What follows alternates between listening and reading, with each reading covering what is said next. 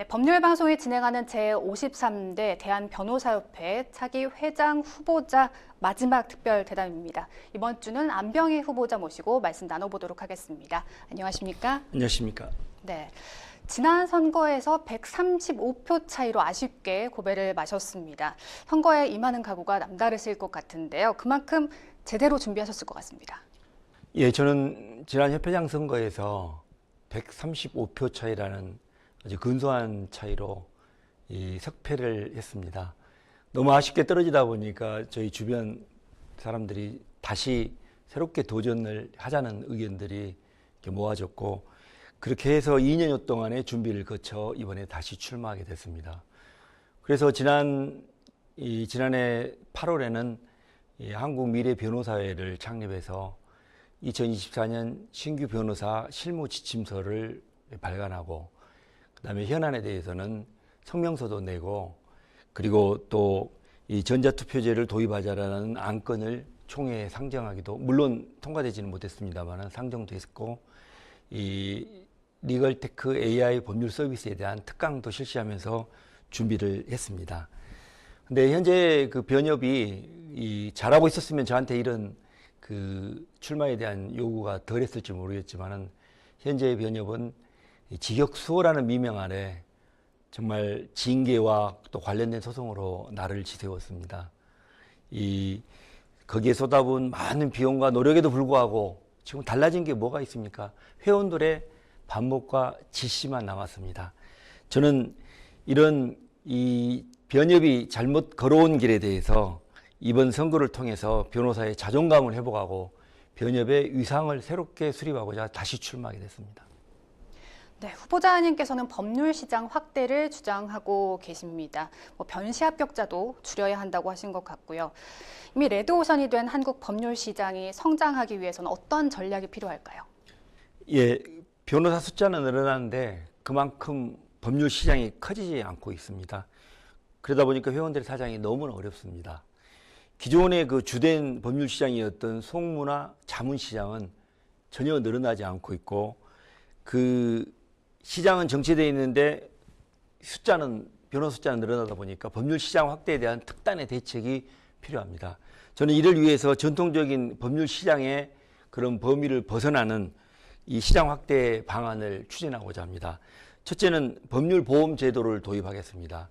요즘에는 운전자 보험은 어느 정도 법률보험이 정착이 됐다고도 할 수 있는데, 이 상해보험에도 변호사 보험이 들어가 있고, 저는 보험사들과 협조해서 법률보험을 확대해서 이 국민들은 분쟁 해결에 따르는 고통을 줄이고, 변호사들은 이 직접 많은 사건을 더 수임할 수 있는 그런 법률보험을 확대하겠습니다.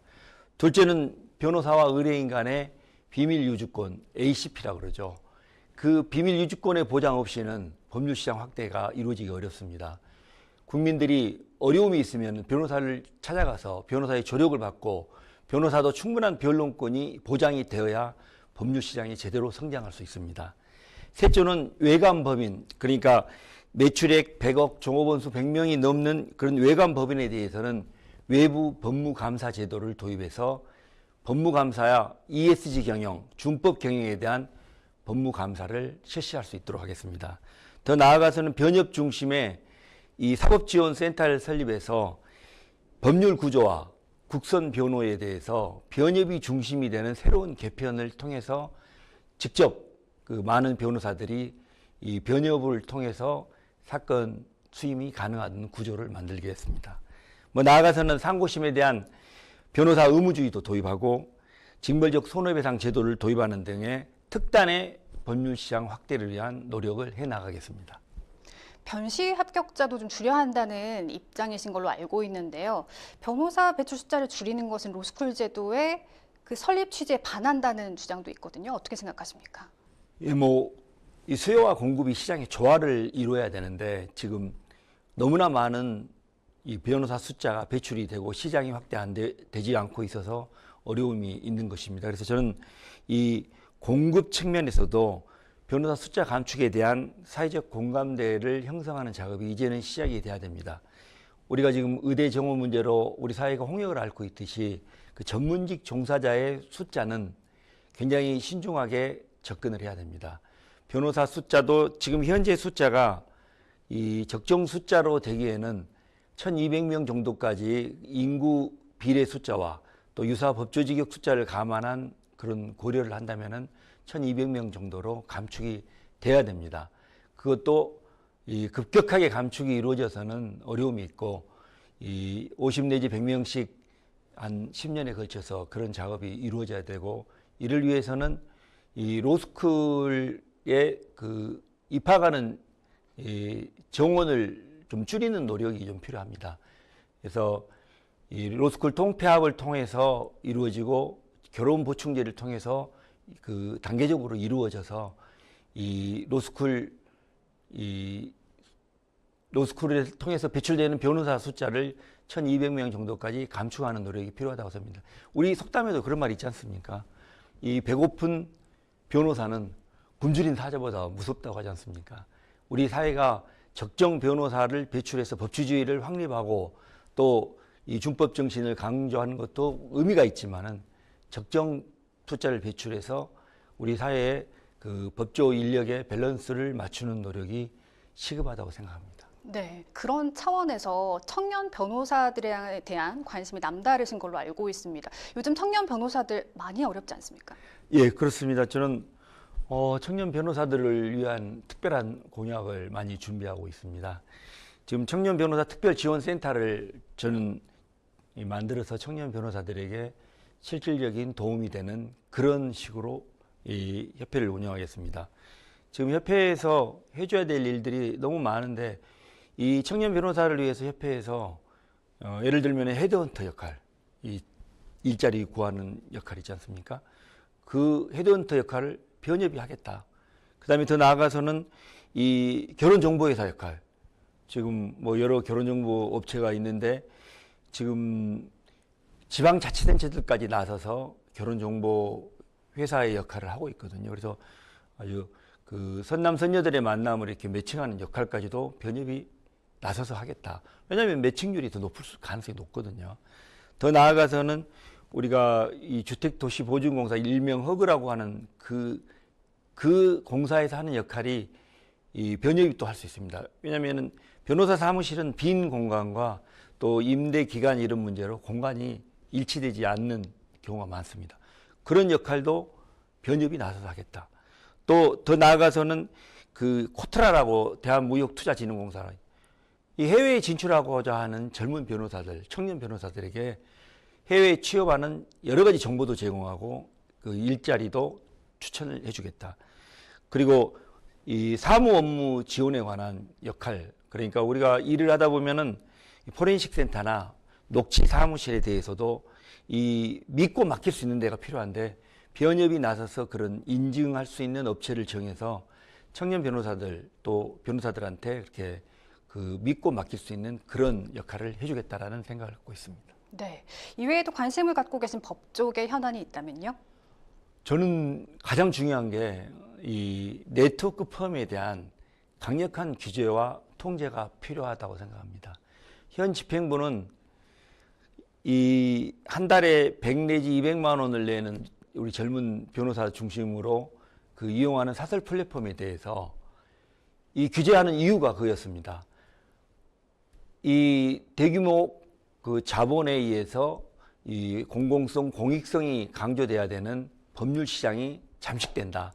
그렇기 때문에 그렇게 그 사설 플랫폼에 이 가입해서 광고하는 변호사에 대해서 징계하고 그 사람들에 대해서 규제를 했습니다. 그러나 지금 현재 결과가 어떻습니까? 이 사설 플랫폼이 문제가 아닙니다. 네트워크 펌은 한 해에 쓰는 광고비가 100억 내지 200억입니다.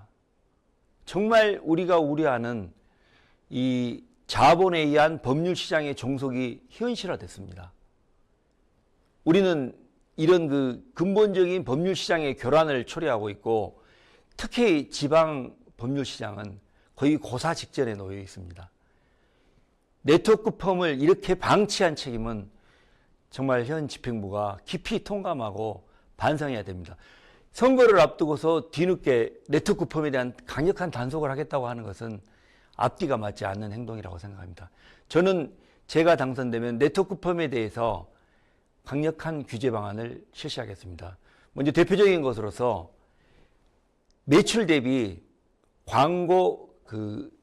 광고비 지출을 상한제를 실시하겠습니다. 그리고 지금 현재 이 광고심사위원회의 기능을 대폭 강화해서 있지도 않은 변호사가 사건 해결에 관여하는 것처럼 오해나 오인, 허위 과장 광고 이런 부분들에 대해서 강력한 단속을 해 나가겠습니다. 그래서 법률 시장에 온전한 기능을 다시 되찾을 수 있도록 하겠습니다. 리걸테크 및 새로운 법률 서비스에 대해서 징계만 남발하는 협회에 대해서 비판적인 입장을 취하고 계신 걸로 알고 있습니다. 더 자세히 들어볼 수 있을까요? 예, 그 생성형 AI 법률 서비스에 대해서는 좀 이 법률 시장을 확대할 수 있는 좋은 기회라고 생각을 합니다. 왜냐하면은 국민들도 이 사법 서비스에 쉽게 접근할 수 있게 문턱을 낮춰줘야 되는데 그런 좋은 계기가 될 수 있습니다. 이 회원들 입장에서는 업무의 효율성과 어떤 그 경쟁력을 강화시킬 수 있는 좋은 기회가 될 수 있습니다. 우리나라의 법률 시장이 8조라고 하는데 독일은 40조, 프랑스는 70조, 영국은 80조라고 합니다. 이런 AI 그 법률 서비스를 그 한계에 도달한 송무나 자문 시장의 돌파구로 충분히 우리가 마련을 할 수가 있다고 생각이 됩니다. 그래서 국민들한테 이 법률 시장의 문턱을 낮추는 좋은 그런 방편으로 우리가 잘 활용을 하면은 국민들한테도 도움이 되고 법률 시장 확대에도 큰 도움이 될 수 있다고 생각하기 때문에 저는 생성형 AI 법률 서비스를 우리 모든 회원들한테 적극적으로 습득할 수 있게 하고 또 그걸 지원하는 그런 방안을 강구하겠습니다. 사회 변화에 발맞춰서 나아가야 한다는 입장이신 것 같습니다. 이 질문에 이어서 현 변협 집행부의 가장 큰 문제로 회원이 아닌 특정 단체 위주로 이루어지는 운영 방식을 꼽았습니다. 만약 변협 회장에 당선된다면 어떻게 개선하시겠습니까? 변협이 전체 회원이 주인이 되는 단체여야 되는데 지금 현 변협은 정말 특정 단체 중심으로 그들만의 리그 그렇게 운영이 되고 있습니다. 그러다 보니까 전체 회원이 주인이 되는 게 아니고 그 특정 단체 위주로 운영이 되니까 변호사 단체가 사유화됐다라는 그런 지적까지 나오고 있습니다. 저는 사실 로스쿨 어디에도 속하지 않는 변호사로서 우리 갈라지고 정말 분열된 이 변협을 하나로 이렇게 뭉칠 수 있는, 하나로 만들 수 있는 적임자라고 생각을 합니다. 변협을 회원 전체를 위한 것으로 만들어 놓겠습니다. 이를 위해서 저는 제가 변호사 신문고 제도를 당선되면 바로 열어서 일정 숫자 이상의 회원들이 어떤 민원을 제기하면 협회장이 직접 나서서 답변하고 모든 회원들의 어떤 민원을 바로 이 변협 내부에서 수렴할 수 있도록 그렇게 만들겠습니다. 그리고 청년 및 여성 변호사들에게도 이 각종 임원이나 또는 위원회 자리에 대해서도 50%를 할당을 해서 이 참여의 폭을 높이고 그다음에 온라인 위원회 개최나 또 회의 등을 통해서 지방 변호사나 사내 변호사들에게도 참여의 폭을 넓혀 나가서 전체 회원이 하나가 돼서 그렇게 참여할 수 있는 그런 변협을 만들겠습니다. 스스로를 보통 변호사라고 칭하고 계십니다. 왜 보통 변호사일까요? 다른 후보자와 비교해서 차별화된 본인만의 강점은 무엇입니까? 예, 저는 내년이면 이 변호사 29년 차, 법조 39년 차 변호사가 됩니다. 저는 이제 법조계에서 이런 긴 기간 동안에 변호사로서 활동을 하면서 변호사로서 겪을 수 있는 많은 애환과 아픔을 간직하면서 오늘 이 자리에 섰습니다. 변호사 여러분들 아실 겁니다. 정말 이 직원 월급 줄 때 되고 또 이 세금 내야 될 때 되면은 통장 잔고가 얼마나 남았는지 가슴 졸인 적 있으시지 않습니까? 이대로 지금 계속 변호사를 해야 되는지, 요즘에 유튜브, 블로그, 광고 이거 없이 변호사 업무 힘들다고 하는데 지금이라도 시작해야 되는지, 또 의뢰인을 위해서 경찰, 법원, 검찰 쫓아다니면서 정말 아쉬운 소리 많이 합니다. 또 이렇게 사양사업이 되어버린 이 변호사 시장에서 언제까지 이렇게 변호사로서 버티고 나갈 수 있는지 많은 걱정을 갖고 있습니다. 이런 변호사의 애완을 하는 변호사는 저는 다른 두 명의 후보와는 다른 저만이 가지고 있는 장점이기도 하고 변호사의 애완을 제대로 알아야 변협을 제대로 이끌 수 있다고 생각을 합니다. 다른 후보들은 거의 긴 기간을 회무만을 하였다든지 또는 정치에 긴 기간 동안 종사했다든지 해서 이런 애환을 간직하고 있지 않습니다. 저는 변호사의 아픔을 알고 그걸 제대로 정책에 승화시킬 수 있는 그런 후보라는 장점이 누구보다도 강하게 자리 잡고 있다고 생각합니다. 일각에서는 단일화에 대한 이야기도 나오고 있습니다. 후보자님은 어떤 입장이십니까? 저는 이 단일화를 저를 중심으로 단일화가 이루어져야 된다고 생각합니다. 왜냐? 저는 아주 긴 기간 준비를 했고 다른 분은 두세 달 만에 갑자기 이 10여 년 동안 다른 영역에서 또 변호사 단체나 변호사를 위해서 그분이 특별한 일을 한 것도 없다고 생각을 합니다. 그래서 저는 저를 중심으로 단일화를 이루어져야 한다고 생각을 하는데 저는 다른 후보님의 이 현명한 결정을 기대하고 있습니다. 오히려 기다리시는 입장이시군요. 예, 그렇다고 보시면 되겠습니다. 네. 마지막으로 법률방송 시청자와 유권자인 변호사들에게 한 말씀 부탁드리겠습니다. 예, 저는 변협은 지금 위기에 처해 있다고 생각을 합니다. 변협이 많은 이익단체 중에 하나로 전락을 했고 변호사의 자긍심도 많이 손상됐습니다. 그러나 위기는 곧 기회이기도 합니다. 저는 변협이 해야 할 회원의 권익보호, 또 국민의 인권옹호, 사회정의 실현이라는 그 주어진 가치를 충실히 이행하면서 더 나아가서는 변협에게 주어진 시대정신, 정말 저는 국가적인 차원에서도 AI를 국가 생존 전략의 하나로 이렇게 치고 그걸 이 모든 영역에서 총력전을 펼치고 있습니다. 법원, 검찰, 또 이 다른 모든 영역에서 대형 로펌도 마찬가지입니다. AI를 어떻게 활용할지에 대해서 정말 노력을 하고 있는데 변협만 답답합니다. 이 세국 정책으로 더 이상 이런 AI를 통한 법률 시장 확대 이런 노력을 하지 않고 있습니다. 저는 그 부분까지를 포함해서 정말 법률 시장 확대를 통한 회원들의 권익도 향상시키겠습니다. 존경하는 회원 여러분, 변협 협회장 자리는 정치를 위한 정치적인 도약을 위한 발판의 자리가 아닙니다. 변협 협회장 자리는 정치를 하다 잠시 쉬러 오는 자리도 아닙니다. 정말 국민의 이 인권을 지키는 마지막 보리이고 이 시대 정신에 맞는 강력한 시장 확대 정책이 절실히 요구되는 중대한 그 일을 해야 될 자리입니다. 저는 이 협회장 후보로서 정치적인 욕심 없이 정치적 중립성을 지키면서 회원들을 위해서 진정으로 일을 할 사람이 누구인지를 회원 여러분이 너무나 잘 아실 것으로 생각이 됩니다. 저 안병희는 이게 대립과 갈등을 넘어서 이와 협력의 새로운 하나 되는 변협을 만들어 가겠습니다. 저 안병희에게 소중한 한 표를 주시면 새로운 변협을 강력하게 이끌어 나가겠습니다. 감사합니다.